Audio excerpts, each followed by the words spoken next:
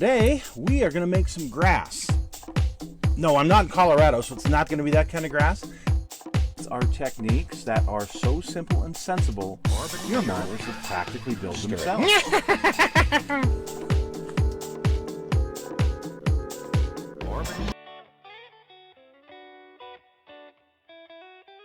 Well, folks, it's Mad Dog Merv, and welcome to today's show. Today, well, I am doing some editing for the show, getting things together. And what we're going to do is just a little bit different. So I want to review, well, not really review. I want to try out those new third generation skin and flesh tones from AK. And I've heard that they're really, really good. And so we're going to try those out today. I'm also going to show you how to make a wet palette. Now, you could buy one really cheap, but you know, I thought I would at least try to make one and show you how to do that. So we're going to do that as well. But we're going to start out the show by showing you the Stars and Stripes figures that we reviewed the other day. I'm going to show you how I paint, well, not how I painted those up. I painted those the same way I have all my other figures with the enamels that I've done in the past. And if you want to see that, go back to, I can put a link that you can go back and look at those paintings, you know, figure paintings that I've done in the past with enamels. And so we're just going to look at how they turned out. Then we're going to look at building the web palette, and then we're going to look at using these third generation paints. So pretty packed show today, and let's get started as Mad Dog Merv is going to paint some more figures. I picked these gals up from Masterbox. I've been wanting them for a while. These are going to be part of a diorama that I'm going to do with my M6 tank from Dragon. It's a black box.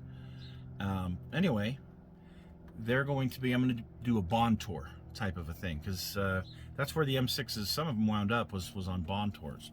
So I got these gals to go along with, you know, decorate the tank, you know, part of the bond tour. Merv's version of a bond tour.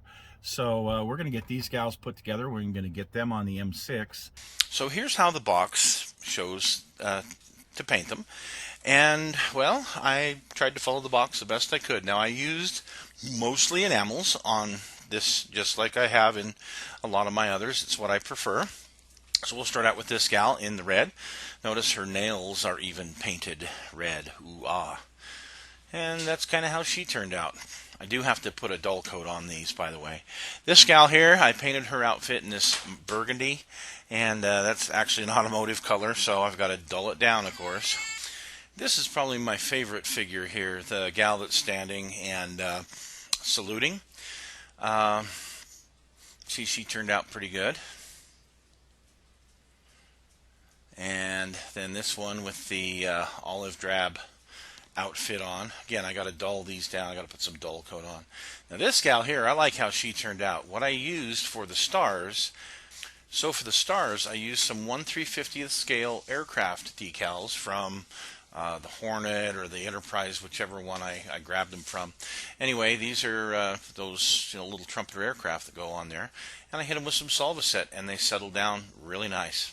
For the last gal in the set, the close-up I had didn't turn out well, so here you go. And she was holding a baton of some type. I decided it'd be better if she was holding a 30 cal. I thought that would work out a whole lot better. So there you go.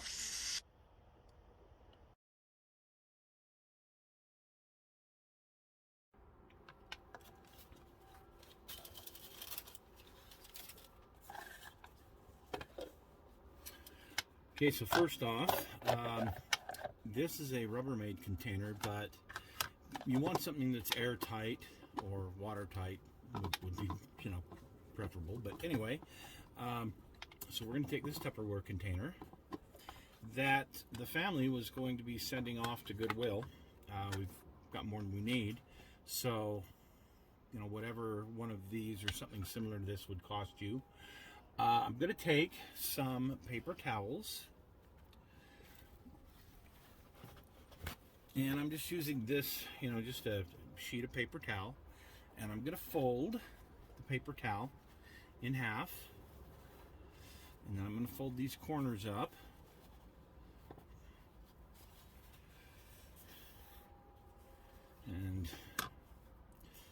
Then I'm going to put it down in here.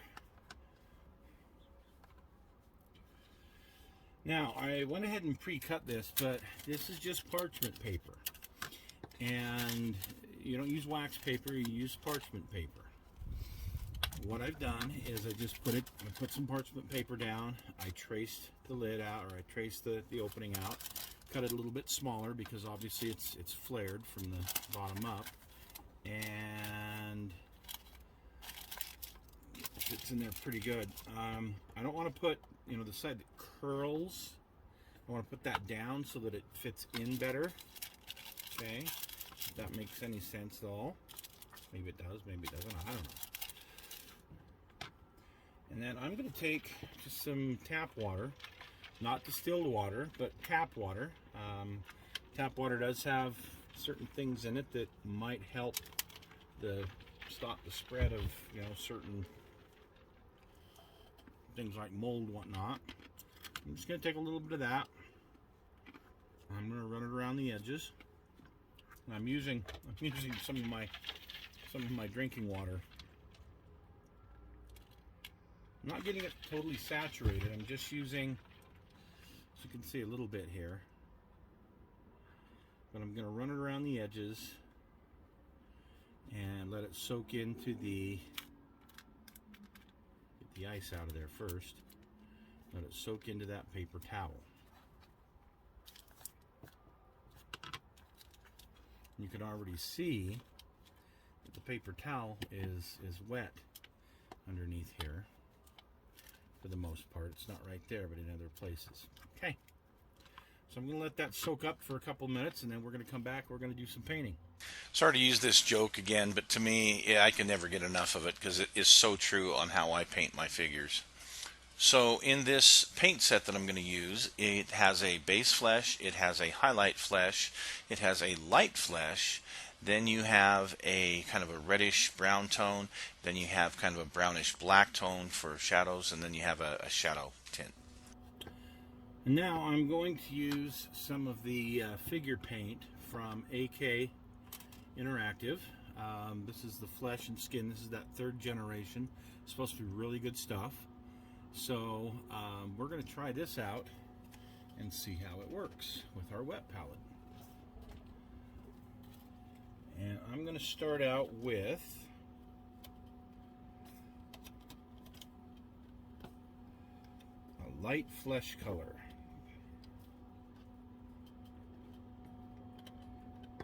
Actually, let's do this base flesh. Let's start out with the base flesh. Shake it up good.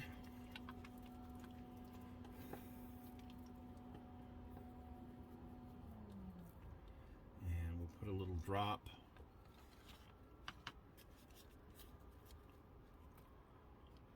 over here.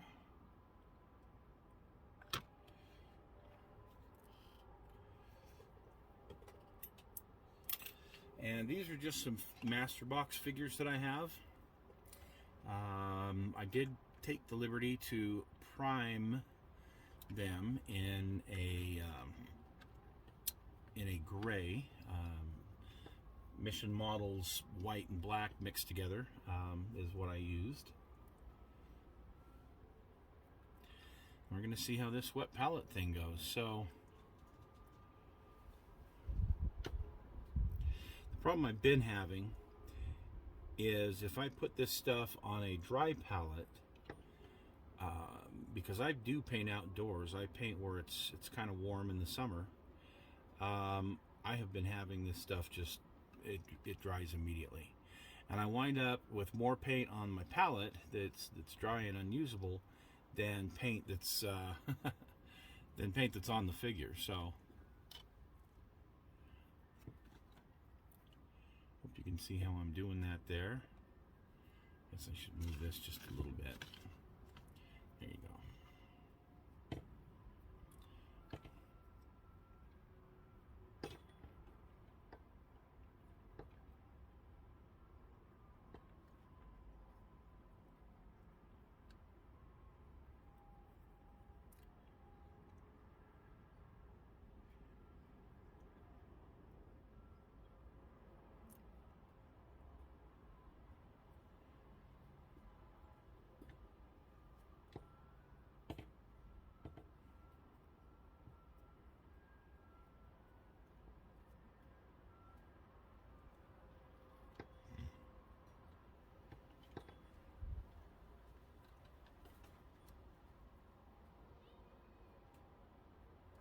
Okay, that figure's done. Let's see, I think there's one more head. Yeah, one head right here that I need to paint. And this is just a base coat, I get that.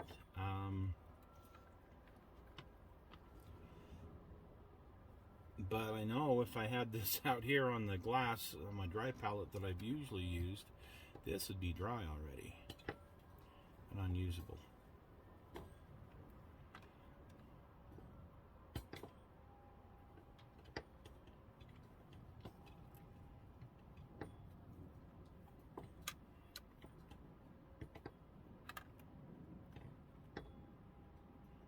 Now, with the wet palette, it's really not intended to be something that I would store my paint in. Okay, I don't want to store it here for come back in a week and try and use it again. That's not the intention of the wet palette. The wet palette is pretty much, for me, it's just to be able to use it while I am at this, sitting at this session when I'm doing some painting. Because remember, for one thing, acrylics, enamels, no matter what kind of paint that you have, paints tend to separate. And so, yeah, you want good fresh paint. You don't want to, even though this put it in the fridge, it'll last for several days. I am not going to really roll like that, because I'm not going to use big, huge gobs of paint either. I just want to use a little bit here and there.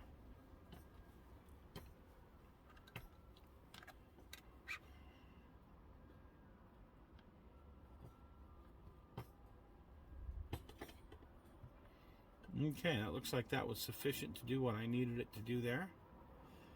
So there's our base coat of flesh on our figures, I should say. Make sure I got them all covered good. And we'll come back here in a bit and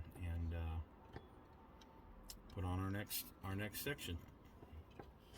So there is the base flesh on the left and the highlight flesh on the right, which is the next lighter tone to use, and that's like the cheeks and forehead, chin, things like that. I used a filbert brush. I can't remember the size, but you can see it's a small one for most of this initial painting. So this is the set that I'm currently working on, the Women at War, the wax. And I decided you have an option. You can make this gentleman a Negro, you can make him Caucasian. I decided I was going to try and put some of this reddish black in with the base and kind of come up with a Negro skin tone, and I think it worked pretty good. So you'll see that kind of a reddish black on the far left, and the color that I wound up with just below that. Right, now that they're Here's dry, the figures after assembly. I sprayed them all black, the primer, and I held them upside down to do that, and then I held them right side up and sprayed kind of a white, this is again Mission Models primer, on the top to give me my highlights. So we'll start with the naval officer, and what I use for the eyes is a very light gray, and I'll paint that in there, and then with a very fine brush, I think it's an OT2 pointed brush, I'll do the dots, the black dots. You can see these AK colors. You can see the base flesh, you can see the darker flesh, you can see that kind of a reddish brown color for the lips, you can see the highlight, and well, not too bad, but I'm not happy. So I've taken more of the highlight flesh and worked more of that in, and I'm a little more happy with how he looks now. By the way, what I did, I can only get so much magnification with my headset, so I would take a picture with my phone, and then I would blow that picture up so I could get the real fine details and see where I really needed to get in and paint. And that really helped. That technique really helped in correcting some of the problems. So here is my sailor, and yeah, I'm not real happy with him either. I mean, he's okay, but not really what I want. So again, using that same technique of taking this picture, blowing it up, looking at the areas that I need to kind of cut down, like the eyes, for example, the lips, some of the dark areas there. Well, we've blended in some of the base tone for a lighter color, and this is what we wound up with. And I think I can live with this. It's not fabulous, but I think it'll be okay for what I'm after. There's a lot of tutorials out there on using the base and then going to the lighter and then going to the darker, and it worked okay. I like my techniques better, I'll be honest with you. This paint is really good. Being able to lighten things up. I like the colors. I just am not very good at painting figures. So she's almost done. I've gone ahead and put a Larry's bathwater wash on her. I got to clean that up a little bit, but we'll show you the end results here some other time when we get them all together. So, hey, thanks for watching today, folks, and we'll catch you again real soon.